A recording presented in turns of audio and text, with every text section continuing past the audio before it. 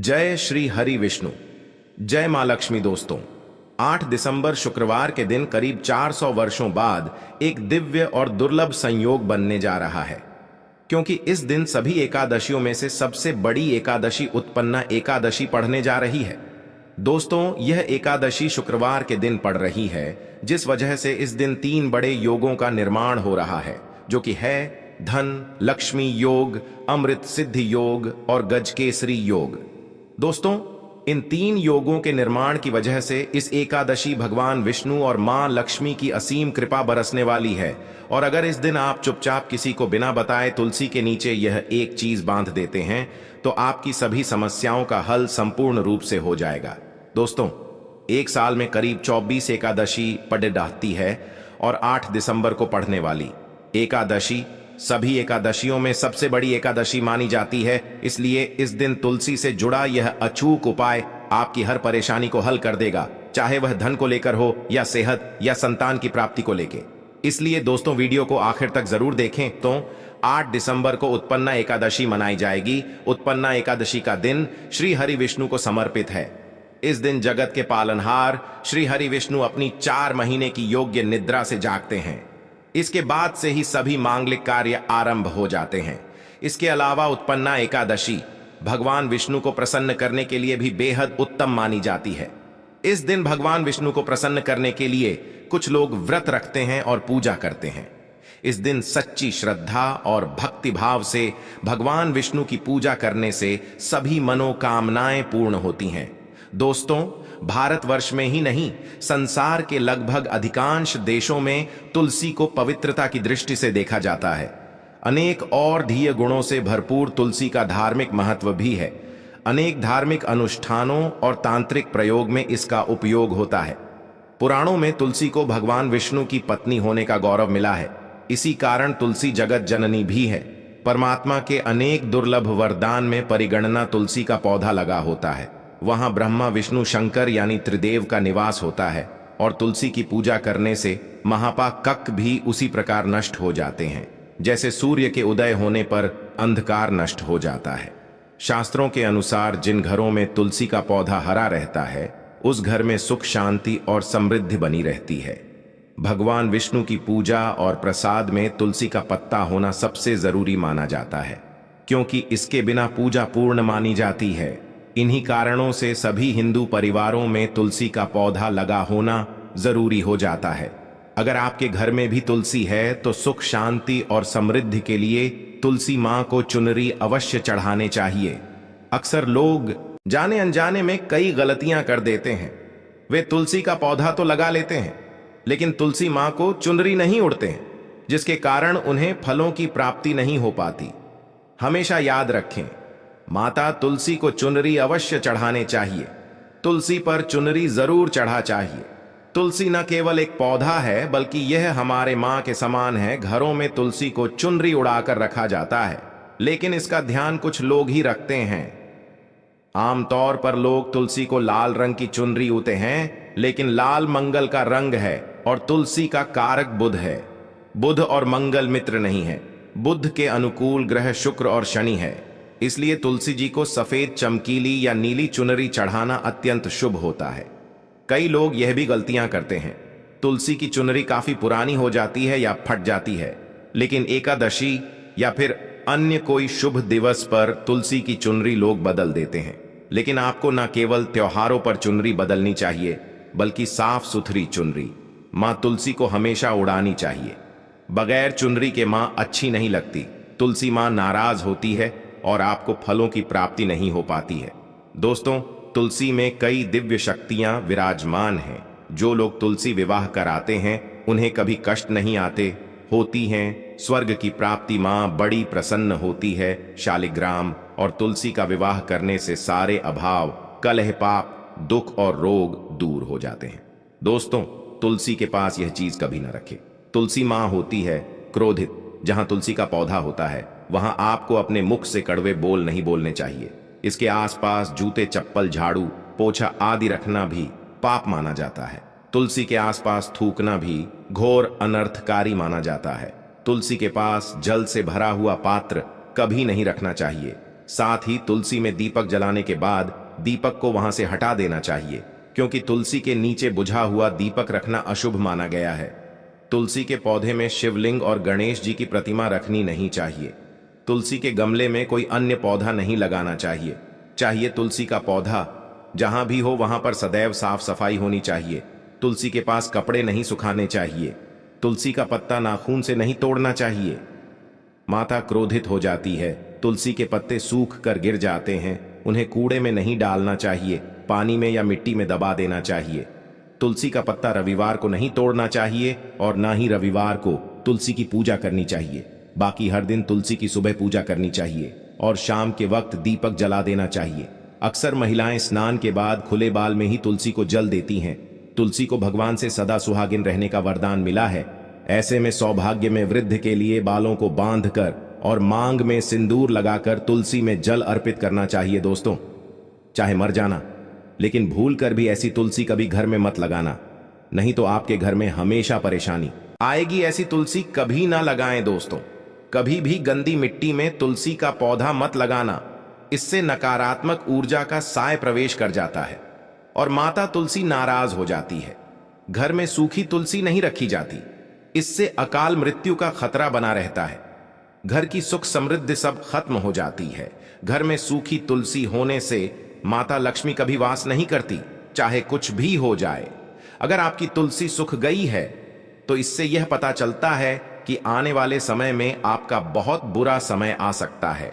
शास्त्रों में बताया जाता है कि सूखी तुलसी घर में लगाने पर मां तुलसी का अपमान माना गया है। ऐसे घर से हमेशा हमेशा के लिए तुलसी माता क्रोधित रहती है। दोस्तों, मासिक धर्म में किसी भी पौधे में पानी नहीं डालना चाहिए, खासकर तुलसी में तो भूल कर भी नहीं। ऐसा करने से तुलसी का पौधा सूख सकता है और घर की सुख शांति सब भंग हो सकती है। तुलसी के पौधे में नियमित साफ सफाई करनी चाहिए। तुलसी के पौधे में केमिकल नहीं डालना चाहिए। तुलसी में हमेशा खाद्य पदार्थ या कंपोस्ट ही डालना चाहिए।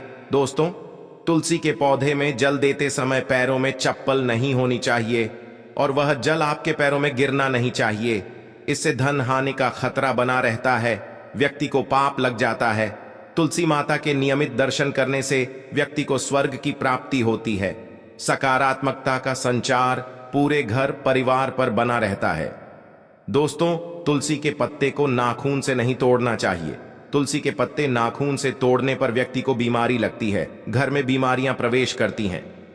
दोस्तों, तुलसी का पौधा हमेशा घर के बीचों बीच लगाना चाहिए। इसे बहुत ही शुभ और मंगलकारी माना गया है। तुलसी का पौधा घर में लाने से पहले हमेशा याद रहे, बुरे भाव से इसे घर में नहीं लगाना चाहिए, अर्थात लालच में आकर तुलसी का पौधा घर में कभी नहीं लगाना चाहिए। इससे माता लक्ष्मी नाराज हो जाती है। दोस्तों, अगर आपके घर में एक से ज्यादा तुलसी के पौधे निकल आए हैं तो आप अपने पड़ोसियों में से किसी को दे सकते हैं।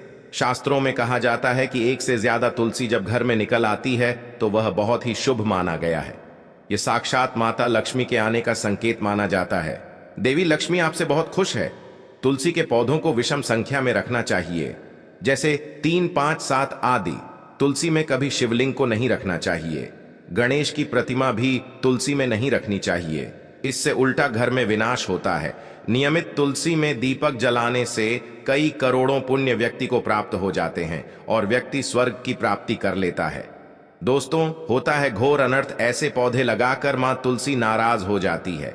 घर में तुलसी के पास इन पौधों को कभी नहीं लगाना चाहिए। ये पौधे अशुभ होने के साथ साथ पूरे घर का विनाश भी करते हैं। मां तुलसी होती है क्रोधित। आज ही इन पौधों को घर से बाहर करें। दोस्तों, यकीन माने, हम आपको शास्त्रों के अनुसार बता रहे हैं कि वह पौधा कोई और नहीं बल्कि नागफनी का पौधा है। जी हां, नागफनी का पौधा तो आपने जरूर देखा होगा। आपको बता दें, आप ऐसे कई घरों को देख सकते हैं जहां पर नागफनी का पौधा कभी नहीं होता है, क्योंकि यह पौधा नकारात्मक ऊर्जा का संचार करता है। पुराण में बताया जाता है कि जो पौधा हरी भरी कलियों की उत्पत्ति ना करके कांटे की उत्पत्ति करता हो, जिसमें पत्तियां ना के बराबर हो, ऐसे पौधों को घर में कभी नहीं लगाना चाहिए। खास तौर से बताया जाता है कि किसी भी धार्मिक स्थल पर नागफनी का पौधा नहीं लगाना चाहिए। खासकर बात जब तुलसी के पौधे की आती है तो घर में कभी भी तुलसी के पास नागफनी का पौधा कभी नहीं लगाना चाहिए। यह नकारात्मक ऊर्जा का संचार बहुत तेजी से करता है। माता तुलसी के साथ साथ मां लक्ष्मी भी ऐसे घर में वास नहीं करती जहां पर नागफनी का पौधा होता है, इसलिए आज ही अपने घर से इन पौधों को बाहर कर दें।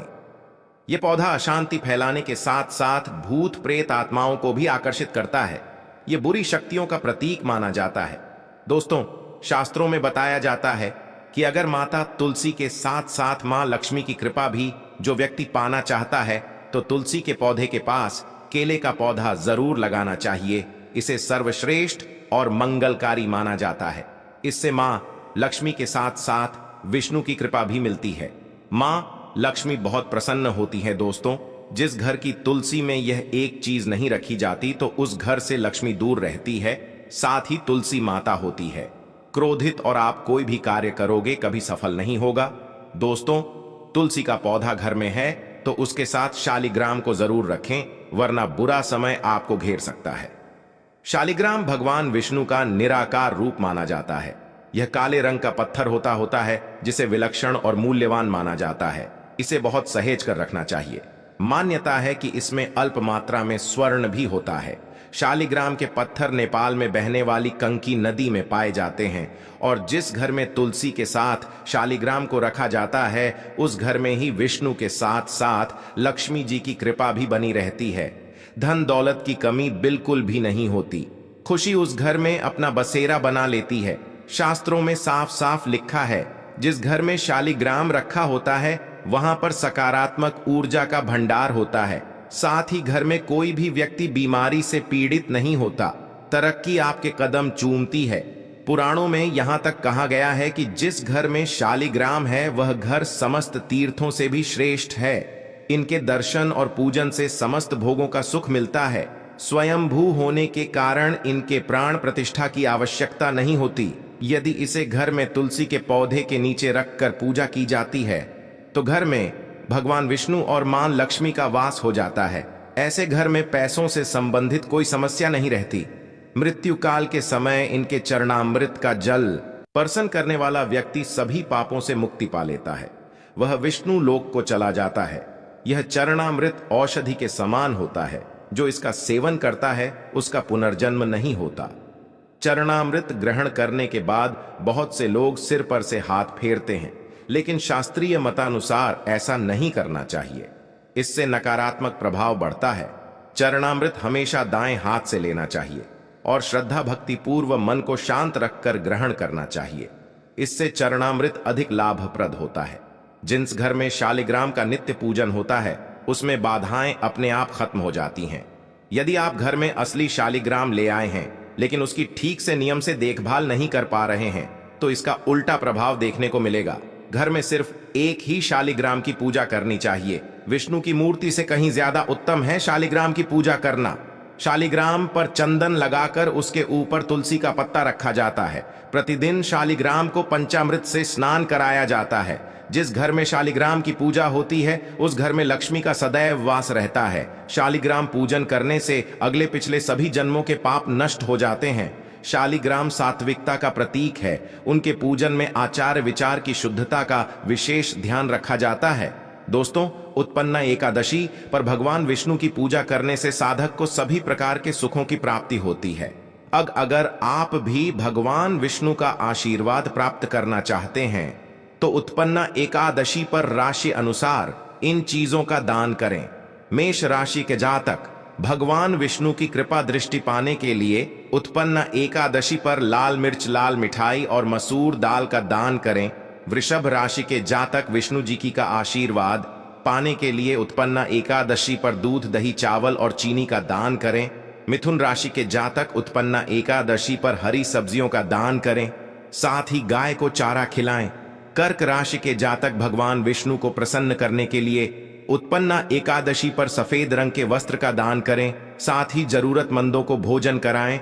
सिंह राशि के जातक उत्पन्ना एकादशी पर गेहूं, मूंग दाल, गुड़ और मूंगफली का दान करें। ऐसा करने से सभी बिगड़े काम बनने लगते हैं। कन्या राशि के जातक भगवान विष्णु की कृपा पाने के लिए विवाहित महिलाओं को हरे रंग की साड़ी दान में दें तुला राशि के जातक जगत के पालनहार नारायण की कृपा पाने के लिए चावल, चीनी और दूध का दान। वृश्चिक राशि के जातक उत्पन्ना एकादशी पर भगवान नारायण को प्रसन्न करने के लिए गुड़, चिक्की और लाल वस्त्र का दान करें। धनु राशि के जातक भगवान विष्णु का आशीर्वाद पाने हेतु केसर युक्त दूध राहगीरों को पिलाएं, साथ ही पीले रंग के फल का दान करें।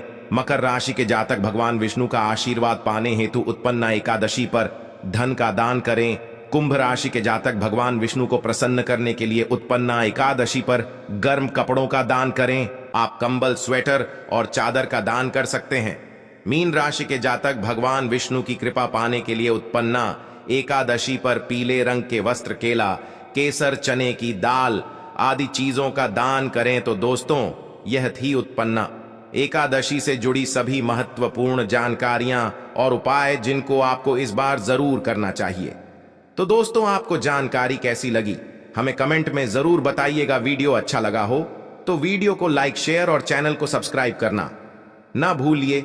आप सभी के मंगल की कामना करते हुए मिलते हैं अगली वीडियो में। धन्यवाद। जय श्री हरि विष्णु, जय मां लक्ष्मी, जय मां।